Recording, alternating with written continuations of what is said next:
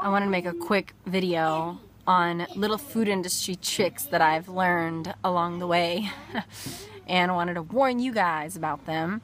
I don't know all of them, but I know some, and I remember noticing them myself way in the beginning of my food journey.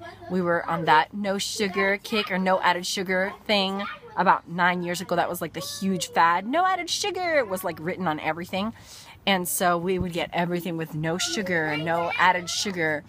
And I remember grabbing a Polaner all fruit jelly jar, the regular one, and there was sugar in there. I can't remember. This is like 9 years ago. Can't remember, but I know that then there was the sugar-free jar. So I picked that up to see, like, is this sugar-free? And I remember it had more ingredients than the regular one, because when they take something out of, if they take sugar out of something, they're just going to replace it with another form of sugar that your body doesn't, you know, it still reads it as sugar and it still stores it as fat, and it still makes your body go nuts when you consume it. So yeah, those little tricky tricks, when stuff says sugar-free or fat-free, okay, they may take the sugar out and they may take the fat out, but then they just replace it with sugar, another form of sugar. So if they take the fat out, they just replace it with sugar. Look at the fat-free cream. That is like the most crazy thing in the world, because what is cream? Fat. So how in the world are you going to take fat out of cream, first of all, and then what do you put in there to replace it? Sugar. So it's awful, awful, awful.